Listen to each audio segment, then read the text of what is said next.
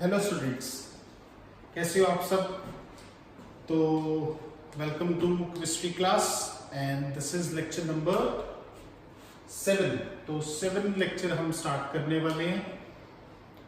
तो first 6 hope आप लोगों ने कवर कर लिए, नहीं करे तो पहले कवर कर लीजिए 7th करने से पहले, तभी आगे पढ़ने का मजा आएगा, लिंक बनेगा अच्छे से, कंटिन्यूटी बनेगी, आप एंजॉय कर पाओगे सब्जेक्ट को, केमिस्ट्री को। ओके, तो लेक्चर नंबर 7 टॉपिक हमारा चल रहा है स्ट्रक्चर ऑफ एटम। तो अभी तक हमने पढ़ लिया आइसोटॉप क्या है, आइसोबार क्या है, फिर एटॉमिक नंबर, मास नंबर करवा दिया आपको। पिछली क्लास में हमने किया था इलेक्ट्रॉन की डिस्कवरी, प्रोटॉन की डिस्कवरी, रेडियो एक्टिविटी, जिसमें से अल्फा पार्टिकल, बीटा पार्टिकल और गामा पार्टिकल्स निकल के आए।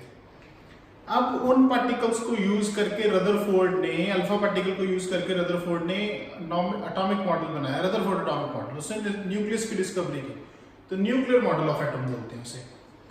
लेकिन उससे पहले एक आया था थॉमसन एटॉमिक मॉडल। तो आज पहले स्टार्ट करेंगे एटॉमिक मॉडल से। तो पहला है थॉमसन एटॉमिक मॉडल।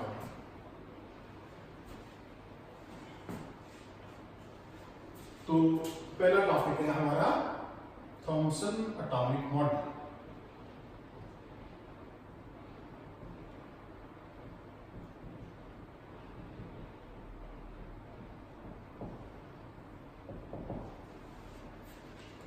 राइट, तो थॉमसन एटॉमिक मॉडल प्रपोज किया जे थॉमसन ने 1898 में।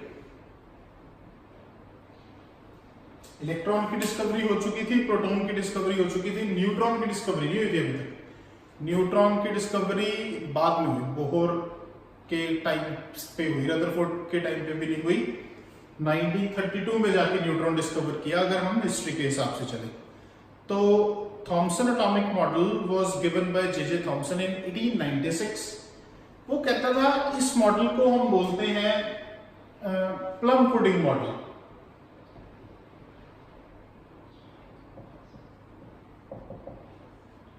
और दूसरा नाम इस मॉडल का ये भी होता है वाटरमेलन मॉडल।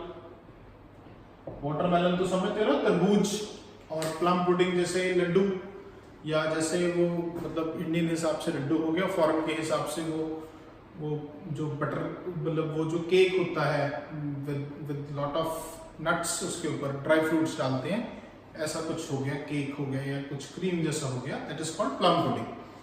इंडियन हिसाब से आप लड्डू समझ सकते हो, लड्डू वाला मॉडल या तरबूज वाला मॉडल, प्लम पुडिंग और वाटरमेलन। थॉमसन कहता था जो एटम है उसके अंदर पॉजिटिव चार्ज सारा डिस्पर्स्ड है यूनिफॉर्मली, जैसे तरबूज में होता है रेड वाला सारा यूनिफॉर्मली डिस्पर्स्ड है, और बीच में कहीं कहीं पे इलेक्ट्रॉन, बीच में रखे हुए हैं, जैसे तरबूज के अंदर बीज रखे होते हैं। या जैसे पुडिंग में हम क्या कहते हैं, वो केक वाली पुडिंग है और उसके बीच में कहीं कहीं पे वो चोको चिप्स और ड्राई फ्रूट डाल के वो बनाया होता है, तो उसे प्लम पुडिंग बोल देते हैं। या वो अलग अलग कलर की बूंदी को जोड़ के लड्डू बनाया हुआ है, तो सारी बूंदी जो है वो येलो कलर की है, पीले रंग की, और बीच में कहीं कहीं पे ऑरेंज बूंदी डाल रखी है, तो वो नेगेटिव वाला हो गया, ऑरेंज वाला नेगेटिव हो गया, और वो येलो बूंदी जो होगी यूनिफॉर्मली वो है वो सारा पॉजिटिव हो गया। तो तरबूज वाला मॉडल या प्लम पुडिंग मॉडल पूछा नहीं जाता, लेकिन आपको पता होना चाहिए क्योंकि ये कंप्लीट फेलियर था, इसमें से कुछ भी ठीक नहीं निकला, लेकिन बनाया तो आपको पता होना चाहिए थॉमसन ने बनाया था। थॉमसन को हालांकि नोबेल प्राइज मिला था डिस्कवरी ऑफ इलेक्ट्रॉन के लिए, पर मॉडल उसका बेकार था, बिल्कुल काम नहीं आया। राइट, तो थॉमसन एटॉमिक मॉडल किसने दिया? जे थॉमसन ने। कब? 1898 में। राइट, चलिए आगे। तो थॉमसन एटॉमिक मॉडल में था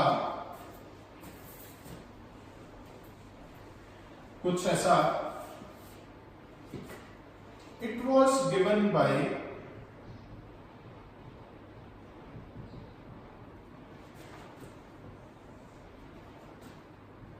जे थॉमसन। कौन सा? थॉमसन एटॉमिक मॉडल किसने दिया? जे थॉमसन ने दिया। कब? इन 1898। given by J.J. Thomson in 1898. It is known as, किस नाम से जाना जाता है? Watermelon model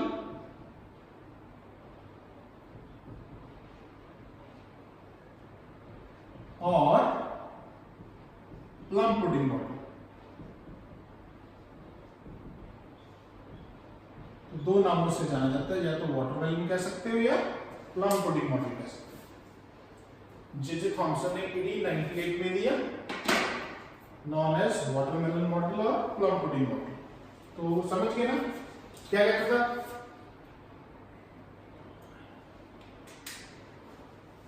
In this model, according to him,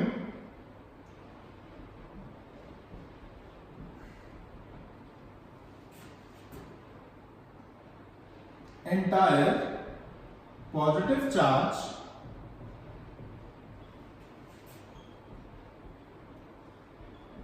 is uniformly distributed, not disturbed,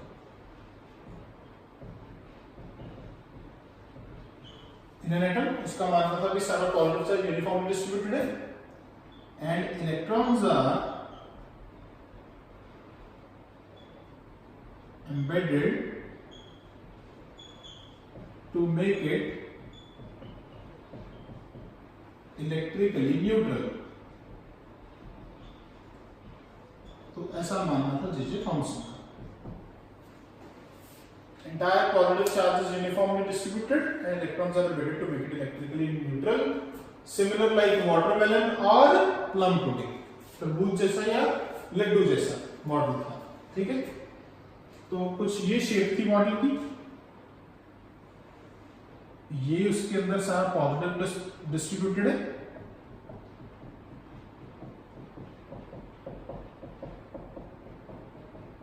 nucleus के बारे में नहीं पता अभी, न्यूट्रॉन के बारे में भी नहीं पता अभी, उनकी डिस्कवरी नहीं हुई 1898 में। और बीच बीच में इलेक्ट्रॉन्स हैं, तो ये मैं रेड कलर से बना रहा हूं, इलेक्ट्रॉन्स कहीं कहीं पे है, जैसे अलग कलर की बूंदी से लड्डू जुड़ा हुआ है, या वो तरबूज के अंदर तरबूज में रेड बनाना चाहिए था। चलिए आप समझ गए, बस इलेक्ट्रॉन बीच बीच में कहीं है। तो ये है मॉडल। साइज होता है उसके अकॉर्डिंगली एटम का 10⁻⁻10 मीटर या 10⁻⁸ सेंटीमीटर, राइट। ये था थॉमसन एटॉमिक मॉडल। बस इतनी सी बात याद रखनी है, तरबूज जैसा है या प्लम पुडिंग जैसा है, साइज है -8 सेंटीमीटर, पॉजिटिव फैला हुआ और बीच में कहीं कहीं पे इलेक्ट्रॉन लगे हुए हैं और उसे न्यूट्रल बनाते हैं, ठीक है जी।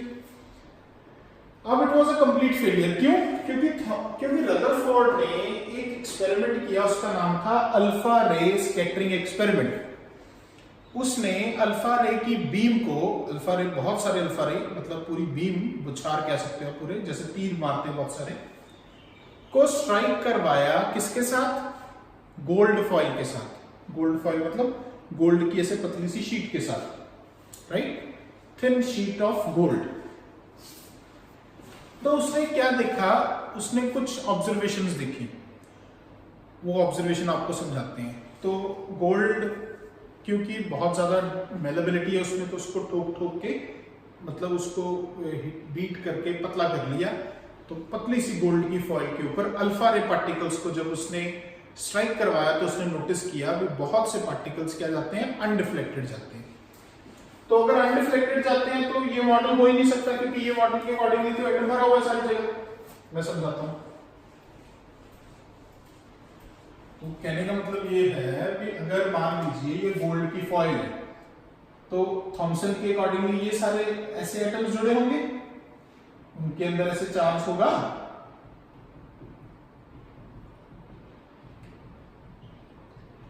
आप समझ रहे हो ना? ऐसे ही अब मैंने पॉजिटिव नेगेटिव उल्टा बना दिए, बीच बीच में इलेक्ट्रॉन होंगे कहीं कहीं पे। अब जब अल्फा रे की बीम इसके ऊपर आएगी, क्या था अल्फा रे? पिछली क्लास में समझाया था, हीलियम न्यूक्लियस। तो उसको मुड़ना चाहिए था टकरा के, लेकिन देखा वो तो अनडिफ्लेक्टेड चली गई, मुड़ी नहीं। तो थॉमसन ये नहीं समझा पाया अल्फा रे स्कैटरिंग एक्सपेरिमेंट, ये था उसका failure. Thomson failed because of alpha ray scattering experiment. तो क्या लिखोगे इसका फेलियर? ये समझ में आ गई बात? ये बीम मुड़ी नहीं, बस इतनी सी बात याद रखनी है। नहीं, हाँ मतलब अनडिफ्लेक्टेड जाती है बहुत सी बीम अल्फा रे की, जो ये शो करता है कि ये मॉडल ठीक नहीं है। सो क्या लिखेंगे हम? इट फेल्स टू एक्सप्लेन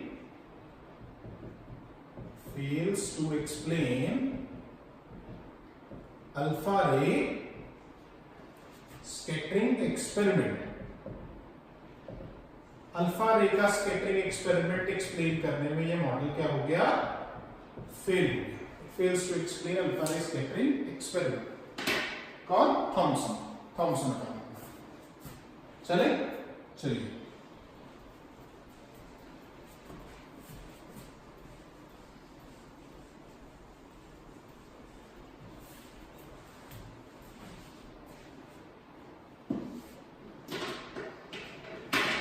हाँ अब क्या करना है? हमने नया मॉडल डिस्कवर करना है, उसका नाम है Rutherford atomic model. Rutherford atomic model discover करने के लिए क्या हुआ? Rutherford alpha ray scattering experiment.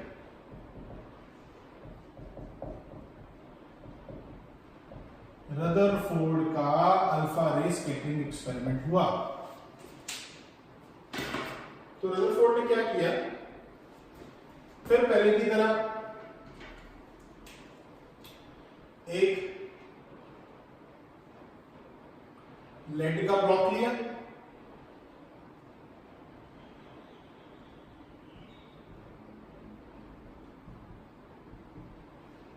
PB का ब्लॉक, उसके अंदर उसने प्लेस किया यूरेनियम को। यूरेनियम से कुछ रेज निकली। कौन है ये? यूरेनियम। कौन सी rays? Alpha rays. Alpha rays को उसने शार्प करने के लिए एक पास किया स्लिट में से। तो ये स्लिट है ताकि शार्प अल्फा ले जाए। उसको उसने स्ट्राइक करवाया एक गोल्ड फॉइल के ऊपर, पतली सी। किसकी फॉइल? Gold foil. और उसकी डिफ्लेक्शन को नोट करने के लिए सारी डायरेक्शन में, मतलब ये एक फुटबॉल जैसा बना दिया और उसके सेंटर में रख दी गोल्ड फॉइल। और ये जो ब्लू कलर की है ये है जिंक सल्फाइड की स्क्रीन। किसकी स्क्रीन? जिंक सल्फाइड की। जिंक सल्फाइड क्या होता है? फ्लोरोसेंट मटेरियल होता है। ये क्या करेगा?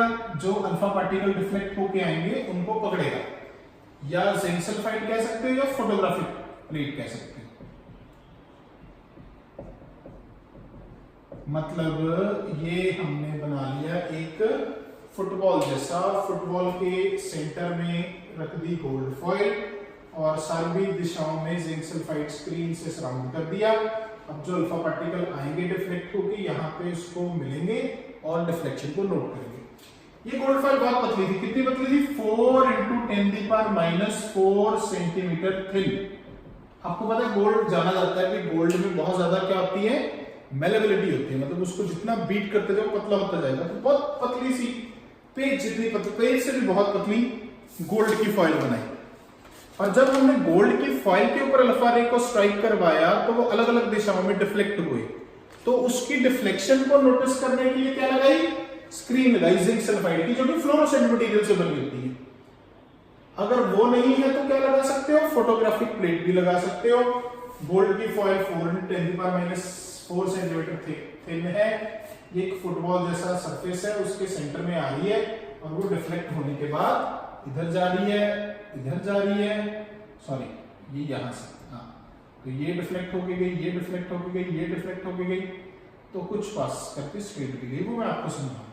तो ये एक्सपेरिमेंट किया, उसका नाम था Rutherford alpha ray scattering experiment. आप देख लो इसे ध्यान से, लेड की ब्लॉक है, अंदर यूरेनियम रखा हुआ है, उससे अल्फा रेज को सेपरेट करके उसने एक स्लिट में से पास किया। ये ग्रीन कलर से मैंने क्या बनाई है, स्लिट बनाई है। ये क्या है, यूरेनियम। दिस इज यूरेनियम, जो एक रेडियो एक्टिव सब्सटेंस है। किसका सोर्स है, अल्फा पार्टिकल इसमें से निकलने वाले हैं, ठीक है, सोर्स ऑफ अल्फा पार्टिकल। ये लेड का ब्लॉक है जो बाकी रेडिएशंस को अब्सॉर्ब कर लेगा, ठीक है, और सिर्फ एक नैरो शार्प बीम बन के जाएगी, राइट। तो ये बीम जो है वो सारी ब्लू कलर की होनी चाहिए थी यहाँ पे, ठीक है। और ये जो बना हुआ है वो एक स्क्रीन है जिंक सल्फाइड की, ठीक है, और ये डिफ्लेक्ट हो गया, ऐसे पार्टिकल्स अलग अलग डायरेक्शन में मिल रहे हैं। तो आपको ये एक्सपेरिमेंट समझ में आ गया होगा क्या कर रहे हैं रदरफोर्ड का एक्सपेरिमेंट है, बड़ा फेमस। इससे उसने डिस्कवरी की न्यूक्लियस की। नाम है एक्सपेरिमेंट का अल्फा रे स्कैटरिंग एक्सपेरिमेंट। बड़ा इंपॉर्टेंट है, ये 12th फिजिक्स में भी काम आता है, तो आप अच्छे से सीखिए। 12th में जाके फिजिक्स में, हाँ, इसके बेसिस पे बहुत न्यूमेरिकल आते हैं। यहाँ पे भी इसलिए इंपॉर्टेंट है क्योंकि नोबेल प्राइज मिला रदरफोर्ड को इसके लिए। रदरफोर्ड ने जब ये एक्सपेरिमेंट किया तो उसे पता चला एटम के अंदर एक डेंस पोर्शन प्रेजेंट है। डेंस माने बहुत, जिसके अंदर सारा मास केंद्रित है, एटम का सारा मास इकट्ठा है एटम का, और उस डेंस पोर्शन का नाम रखा न्यूक्लियस। रदरफोर्ड ने न्यूक्लियस की डिस्कवरी की, राइट। तो आप चेक कर लीजिए एक बार इसे अच्छे से।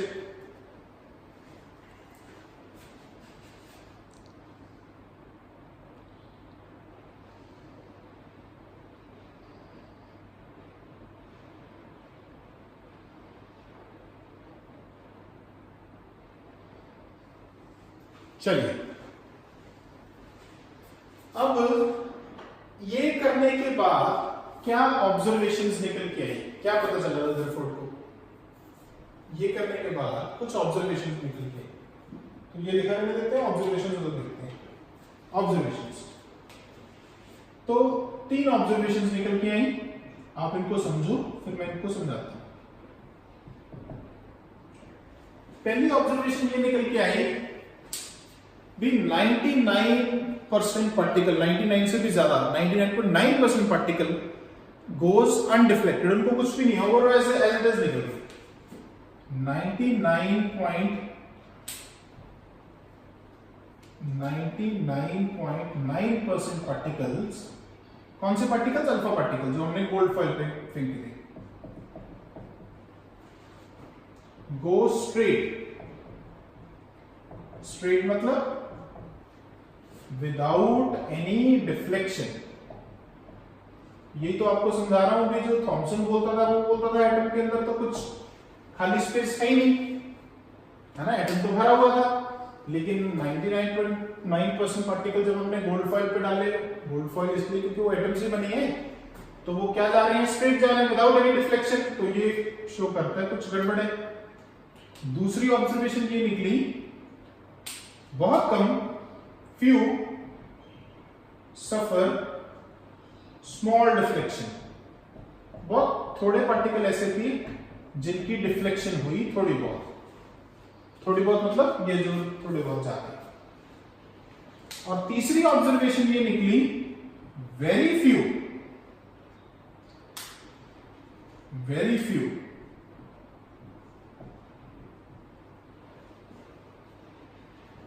ऑलमोस्ट कितने, 1 in 20,000, 20,000 के लिए एक पार्टिकल था,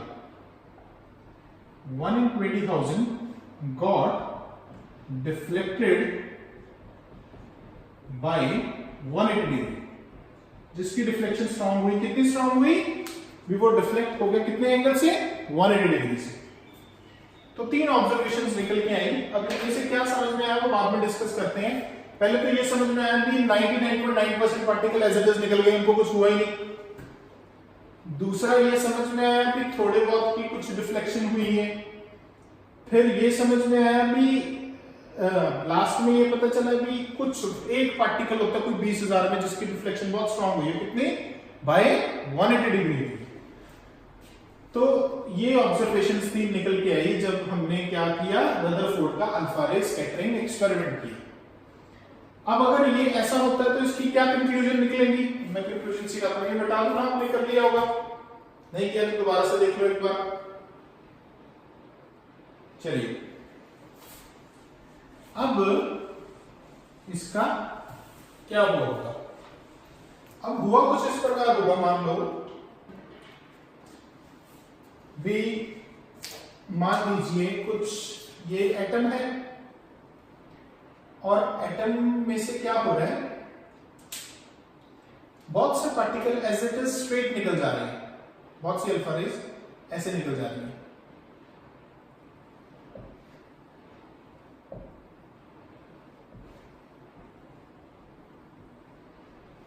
कुछ की थोड़ी बहुत ऐसे डिफ्लेक्शन हो रही है, जो और नजदीक हुए उनकी और ज्यादा डिफ्लेक्शन हुई है, और कोई एक आधी पार्टिकल ऐसा है जिसकी डिफ्लेक्शन बहुत स्ट्रांग हुई है, कितने से, 180 डिग्री से। मतलब मान लीजिए अगर ये एटम है तो सारी की सारी रेडिएशन तो एज इट इज पास कर रही है एटम के अंदर से, कुछ भी नहीं हो रहा। कुछ की थोड़ी बहुत डिफ्लेक्शन हुई है, कुछ की थोड़ी लार्ज, कुछ की थोड़ी small.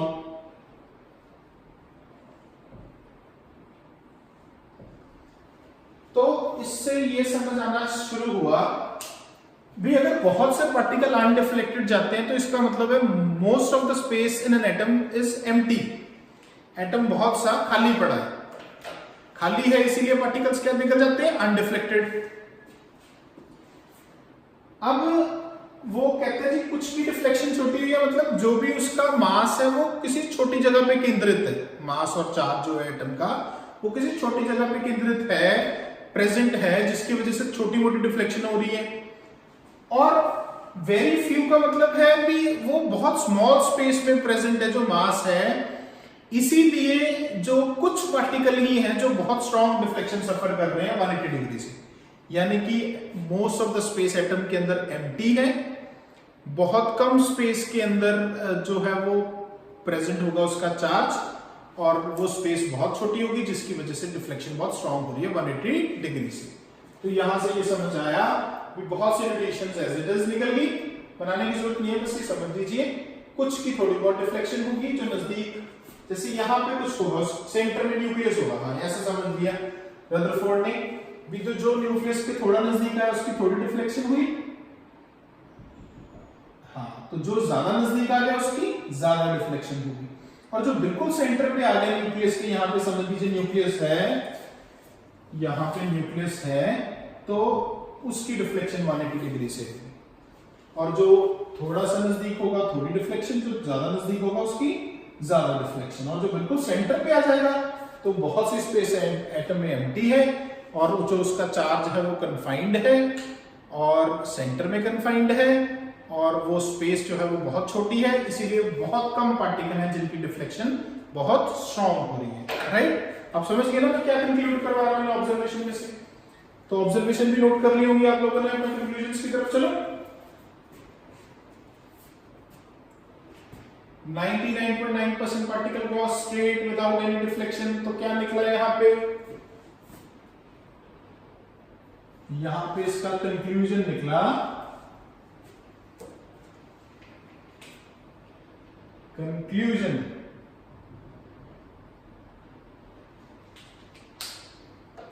most of the space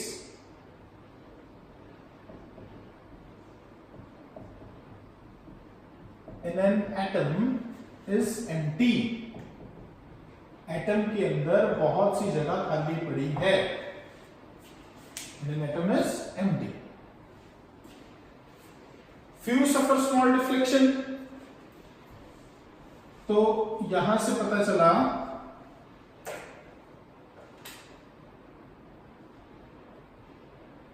the entire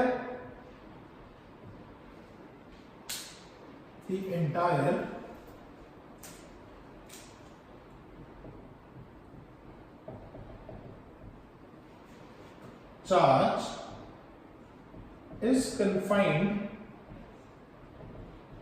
to the center of atom.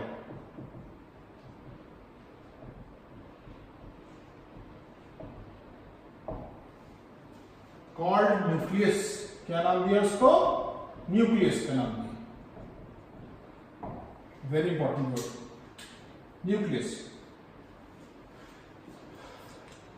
Very few, almost 1 in 20,000 got deflected by 180 degree. इससे ये पता चला the size of nucleus is very small. Size of nucleus is very small. Almost, ये find किया उसने Rutherford ने 10⁻⁻15 metre या -13 centimetre, which is 1/10⁵ times then size of atom, जो कि एटम से कितना छोटा है?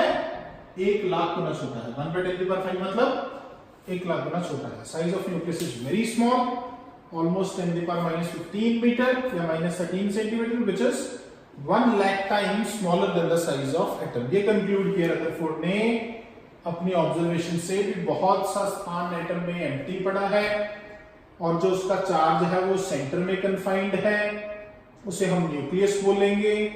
न्यूक्लियस का मतलब कुछ इंपॉर्टेंट चीज होती है ना, सेंटर वाली. और जो न्यूक्लियस का साइज है वो बहुत छोटा है. कितना छोटा है? एटम से 1,00,000 गुना छोटा है. इसीलिए बहुत कम पार्टिकल की डिफ्लेक्शन होती है स्ट्रॉन्ग. बाकी पार्टिकल कैसे जाते हैं? सारे अनडिफ्लेक्टेड जाते हैं. तो ये कंक्लूजन निकाली रदरफोर्ड ने. तो इन ऑब्जर्वेशन और कंक्लूजन के बेसिस पे उसने प्रपोज किया अपना एटॉमिक मॉडल. उसका नाम है रदरफोर्ड एटॉमिक मॉडल. तो रदरफोर्ड का जो अल्फा रे स्कैटरिंग एक्सपेरिमेंट है ये कब हुआ था? सन 1916 में, 1916 में किया था रदरफोर्ड ने. 16 या 18 कुछ ऐसा था. और तब तक न्यूट्रॉन की डिस्कवरी नहीं हुई थी. एटम का मॉडल बनना शुरू हो गया था. पहले थॉमसन एटॉमिक मॉडल, उसको रदरफोर्ड ने गलत किया, फिर रदरफोर्ड एटॉमिक मॉडल. हालांकि इसमें भी कुछ कमियां थी, वो बाद में डिस्कस करेंगे. इसमें भी एक कमी आ गई थी, ये स्टेबल नहीं था. फिर वो बोहर ने ठीक किया था, तो बोहर एटॉमिक मॉडल बनेगा बाद में. लेकिन ये भी बहुत अच्छा मॉडल है, इससे भी न्यूक्लियस की डिस्कवरी हुई. तो याद रखिएगा रदरफोर्ड को नोबेल प्राइज मिला किसकी डिस्कवरी के लिए? न्यूक्लियस की डिस्कवरी के लिए. उसने पहली बार बताया कि एटम के सेंटर में एक ऐसा प्रेजेंट है जगह जिसके अंदर सारा का सारा उसका पॉजिटिव चार्ज कन्फाइंड है और उस जगह का नाम है न्यूक्लियस. बाद में पता चला न्यूट्रॉन भी इसके अंदर है जब वो चैडविक ने डिस्कवर की. ओके, अभी नहीं, अभी पॉजिटिव चार्ज पता चला इसके अंदर कन्फाइंड है. न्यूट्रॉन की डिस्कवरी अभी नहीं हुई थी. कुछ बच्चों को शायद लगता है कि न्यूट्रॉन डिस्कवर हो चुका है. नहीं, पहले इलेक्ट्रॉन, प्रोटॉन, फिर मॉडल, फिर न्यूट्रॉन. 1932 में जेम्स चैडविक ने न्यूट्रॉन डिस्कवर किया.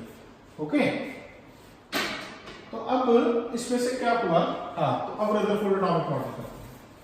राइट, कर दीजिए क्लियर चीजें. Very good.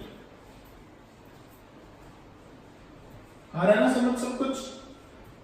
पढ़िए, बस अच्छे से पढ़ते जाओ, दिल लगा के इंटरेस्ट बनाते जाओ सब्जेक्ट में. मजा आना शुरू हो जाएगा. फिर आप सब भूल जाओगे, बाकी टीचर्स को भी भूल जाओगे. बस फिर मेरे को ही याद रखोगे और साइंस को याद रखोगे और एंजॉय करोगे. ओके, तो क्या बनाएंगे हम? Rutherford atomic model. तो टॉपिक है हमारा रदरफोर्ड एटॉमिक मॉडल.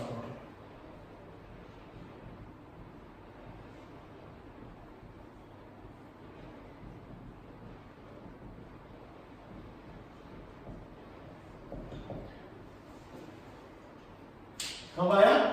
1916 में, जब उसने अल्फा रे स्कैटरिंग एक्सपेरिमेंट किया. तो क्या है इसके पोस्टुलेट्स, सिद्धांत? पोस्टुलेट समझते हैं ना? क्या बताया उसने? रदरफोर्ड ने बताया. नंबर 1, वो कहता है एटम के अंदर दो चीजें होती हैं. एक होता है न्यूक्लियस और एक होता है एक्स्ट्रा न्यूक्लियर पार्ट.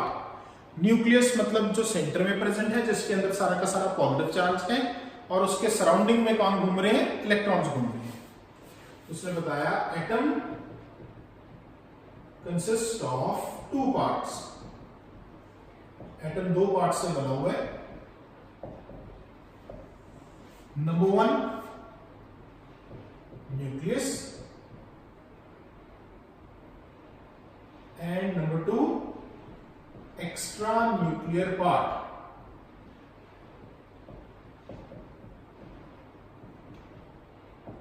ठीक है जी, तो दो पार्ट्स हैं, एक है न्यूक्लियस और एक है extra nuclear part. Number 2, nucleus consist of, nucleus के अंदर क्या होता है, एंटायर पॉजिटिव चार्ज। देखो जो उसने एक्सपेरिमेंट किया उसी के बेसिस पे उसने सिद्धांत बनाया, अपनी मर्जी से नहीं ऐसे कुछ भी लिख दिया उसने। ये चीजें प्रैक्टिकली उसने ऑब्जर्व की भी, ऐसे जो पार्टिकल हैं वो कुछ की थोड़ी बहुत डिफ्लेक्शन होती है जो न्यूक्लियस के नजदीक आते हैं, तो ऐसा करके फिर वो डिफ्लेक्शन किसकी वजह से होगी, क्योंकि अल्फा पॉजिटिवली चार्ज है, न्यूक्लियस भी पॉजिटिवली चार्ज है, entire positive charge and present at the center of atom.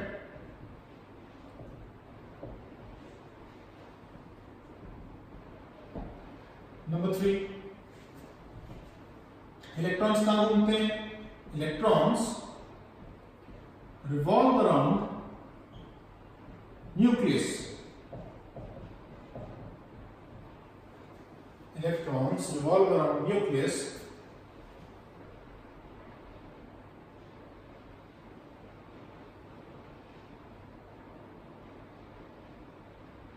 In extra nuclear part. इसमें घूमते हैं जो न्यूक्लियस के अराउंड सराउंडिंग में स्पेस है उसे बोलते हैं एक्स्ट्रा न्यूक्लियर पार्ट। ऑर्बिट नहीं बोलते, ऑर्बिट वर्ड इंट्रोड्यूस किया था बोहर ने, ऑर्बिट या शेल, अभी extra nuclear part.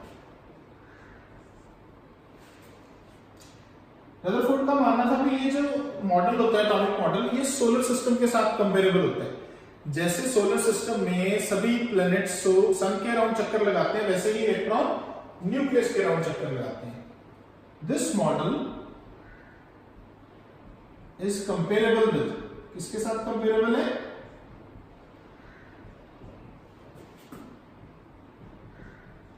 Solar system where nucleus is acting like sun. जरूरत नहीं लिखने की, इतना लिख लीजिए,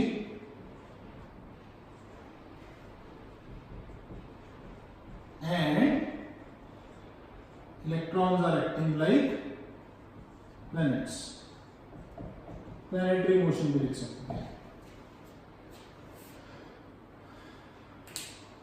एक और बात जो मैंने आपको ऑलरेडी बता दी कि size of nucleus is very very small, 1 lakh times smaller than the size of atom.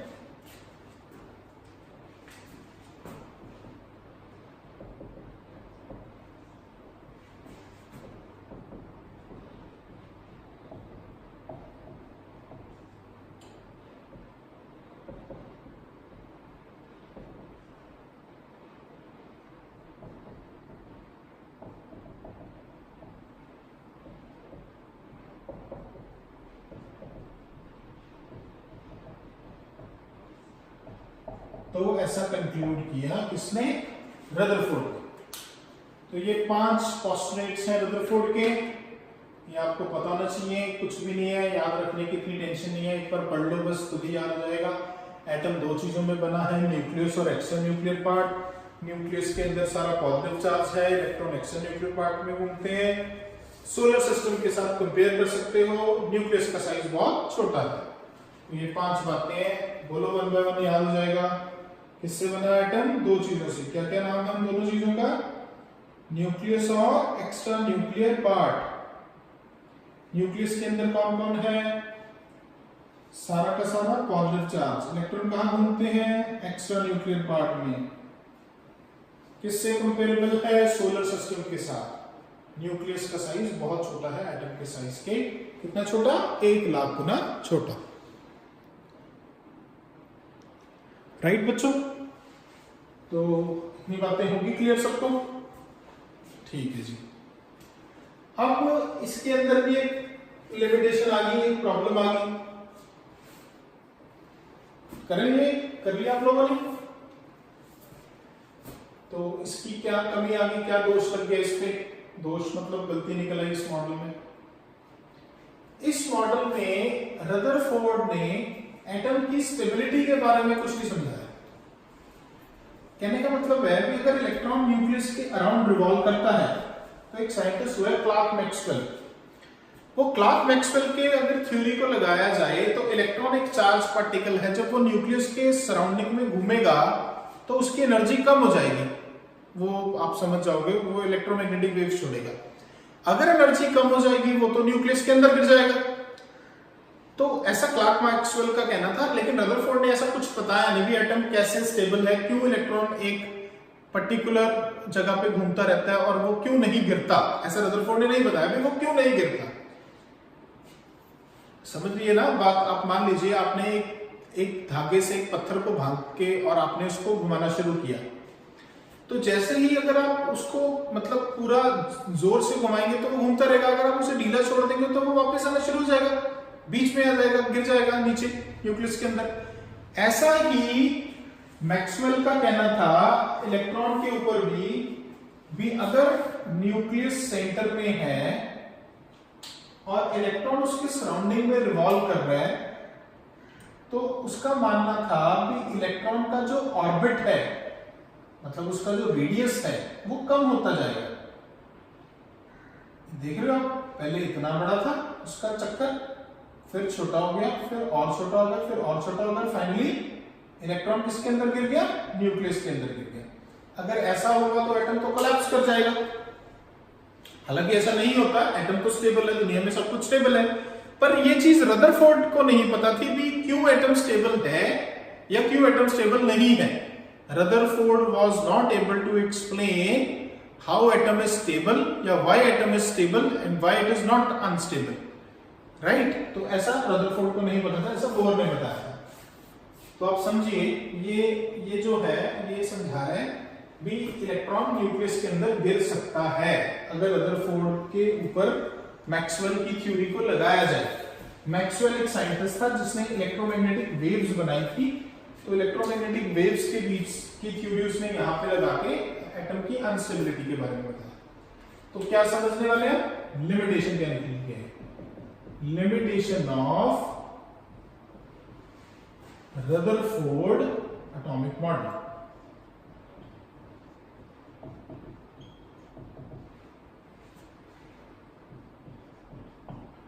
Rutherford के एटॉमिक मॉडल की कमियां आप समझ तो चुके ही हो, बस मैं थोड़ा सा लिखवा देता हूं, कभी लिखना आ जाए पेपर में, इंपॉर्टेंट है, आ सकता है पेपर में कुछ ऐसा क्वेश्चन आ जाता है, what is the limitation of Rutherford atomic model. तो बस ये 2-4 लाइन लिख दीजिएगा और ये बना दीजिएगा, आपको नंबर मिल जाएंगे। बाकी कॉन्सेप्ट क्लैरिटी के लिए जरूरी है, right.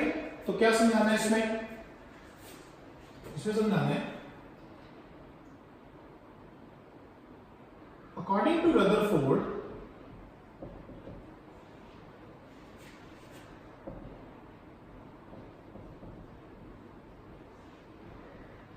electron revolving around nucleus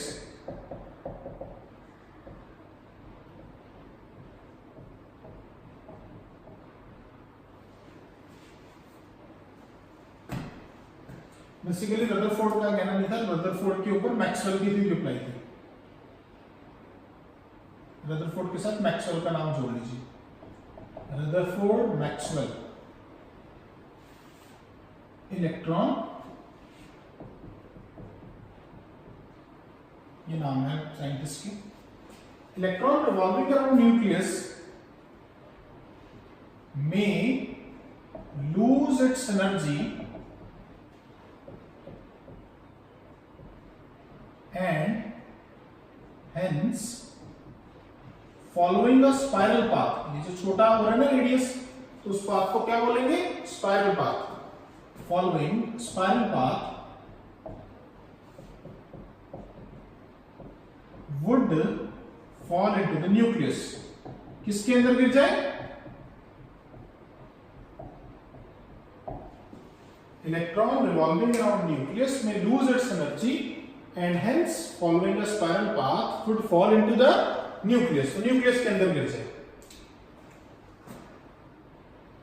hence atom is unstable, तो बस इससे क्या हुआ, एटम क्या निकला, अनस्टेबल। तो हम क्या लिख सकते हैं, so we can say what is the conclusion, we can say Rutherford was not able to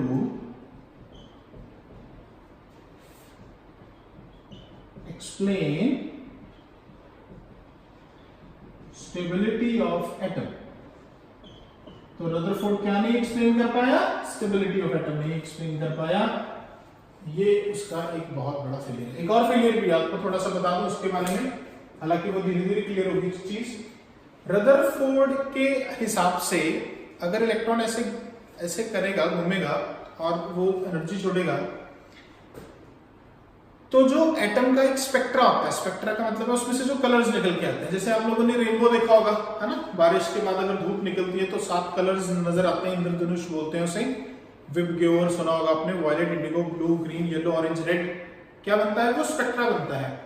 वो स्पेक्ट्रा जो होता है उसे कॉन्टिन्यूस बोलते हैं। फिल्मों में देखा होगा, नेचर में तो कम बनना शुरू हो गया क्योंकि बिल्डिंगें बन गई बड़ी बड़ी, तो रेनबो देखने का मौका ही नहीं होता, और वैसे भी पहाड़ों में ज्यादा बनते हैं। तो वो स्पेक्ट्रा, हाँ आपने देखा होगा भी, वो कॉन्टिन्यूस होता है, मतलब उसमें एक कलर दूसरे कलर के साथ पूरा मिक्स होता है। लेकिन इस हिसाब से एटम का स्पेक्ट्रा भी कॉन्टिन्यूस होना चाहिए था रदरफोर्ड के हिसाब से, लेकिन एटम का स्पेक्ट्रा कॉन्टिन्यूस नहीं होता, लाइन स्पेक्ट्रा होता है। मतलब उसमें हर कलर और दूसरे कलर के बीच में लाइंस आती हैं। तो कौन सा स्पेक्ट्रा होता है, लाइन स्पेक्ट्रा। रदरफोर्ड के हिसाब से क्या होना चाहिए, रदरफोर्ड के एटॉमिक मॉडल के हिसाब से कॉन्टिन्यूस होना चाहिए। तो ये दूसरी लिमिटेशन है, Rutherford was not able to explain spectra of atom. Why the atomic spectra is line spectra and not continuous spectra? क्यों कोई एटम का स्पेक्ट्रा लाइन होता है और कॉन्टिन्यूस नहीं होता। कॉन्टिन्यूस जानना कि वो याद रखा करो, जो विबग्योर है, जो आपने फिल्मों में देखा है, टीवी में देखा है, वो है कॉन्टिन्यूस स्पेक्ट्रा, जिसमें सारे कलर्स एक दूसरे के साथ मर्ज करके आते हैं, उसे कॉन्टिन्यूस बोलते हैं। अगर बीच में लाइंस आ जाए तो उसे कौन सा स्पेक्ट्रा बोलते हैं, लाइन स्पेक्ट्रा। तो ये एक उसकी दूसरी लिमिटेशन है। क्या है दूसरी limitation,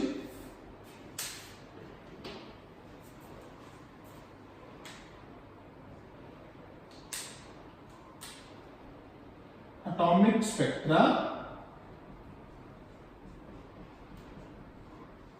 is line spectra. Atomic spectra कैसा होता है, लाइन स्पेक्ट्रा होता है। होना कैसे चाहिए था, where as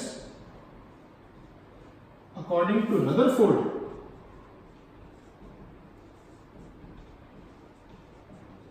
according to Rutherford atomic model, it should be continuous spectra.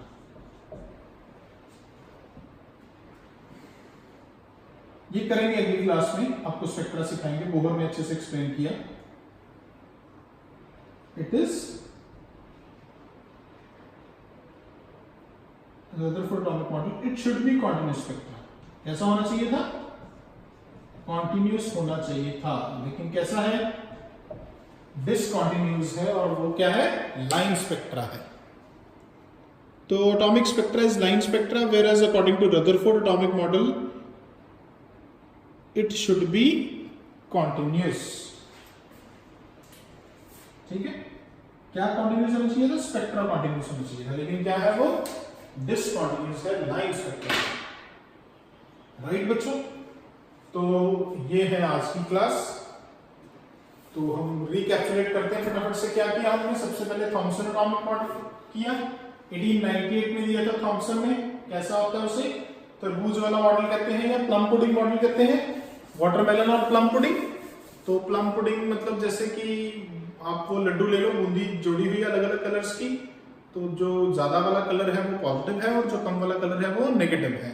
या तरबूज के अंदर जो रेड वाला है वो सारा पॉजिटिव है और जो सीड्स हैं ब्लैक कलर के वो नेगेटिव है, और एटम इलेक्ट्रिकली न्यूट्रल है। साइज बताया -10⁻⁻10 मीटर या -8 सेंटीमीटर। रदरफोर्ड ने एक एक्सपेरिमेंट किया और उससे बताया भी ये बिल्कुल बेकार है। वो था अल्फा रे स्कैटरिंग एक्सपेरिमेंट। उसने अल्फा रेज को स्ट्राइक करवाया पतली गोल्ड की फॉइल के ऊपर और फिर नोटिस किया भी बहुत से पार्टिकल अनडिफ्लेक्टेड जाते हैं, बहुत कम है जो छोटी मोटी डिफ्लेक्शन सफर करते हैं और बहुत ही कम है 20,000 में कोई एक पार्टिकल आता है जिसकी 180 डिग्री से डिफ्लेक्शन होती है। तो उससे पता चला उसको भी एटम के अंदर बहुत सी स्पेस एम्प्टी होनी चाहिए। तो कंक्लूजन निकली बहुत सी स्पेस एम्प्टी है और छोटा सा एक न्यूक्लियस है और न्यूक्लियस के अंदर सारा चार्ज कन्फाइंड है। तो ये करके उसने रदरफोर्ड एटॉमिक मॉडल बनाया और अंत में रदरफोर्ड के ऊपर एक लिमिटेशन आई मेन भी, जो एटम है वो स्टेबल नहीं है, क्योंकि अगर मैक्सवेल की थ्योरी को रदरफोर्ड के मॉडल के ऊपर लगाया जाए तो इलेक्ट्रॉन घूमता घूमता न्यूक्लियस में गिर जाएगा और एटम अनस्टेबल हो जाएगा। हालांकि ऐसा नहीं होता, लेकिन अगर रदरफोर्ड की देखा जाए तो ऐसा होना चाहिए। और रदरफोर्ड ये बता पाया क्यों एटॉमिक स्पेक्ट्रा लाइन स्पेक्ट्रा होता है, हालांकि क्या होना चाहिए था, उसे कॉन्टिन्यूस होना चाहिए था। ठीक है जी, तो करिएगा ये सारी क्लास कवर। ठीक है, समझ आ गया होगा आपको। ये डिस्कवरीज चल रही है सारी, इंटरेस्टिंग काम है, बस आपको पढ़ना है, इसे याद करना है। बिल्कुल इजी है, कुछ डिफिकल्ट नहीं है। ध्यान से देख लीजिए, कर लीजिए। मैं आपको 2 मिनट का टाइम भी देता हूं अगर आपने कुछ लिखना रह गया हो, और बस कर लीजिए नोट।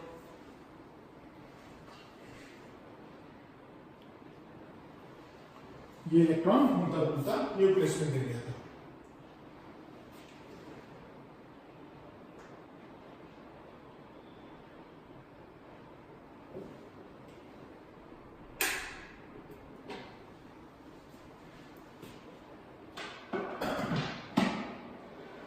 चलिए राइट बच्चों, आज की क्लास यहीं पे फिनिश करते हैं।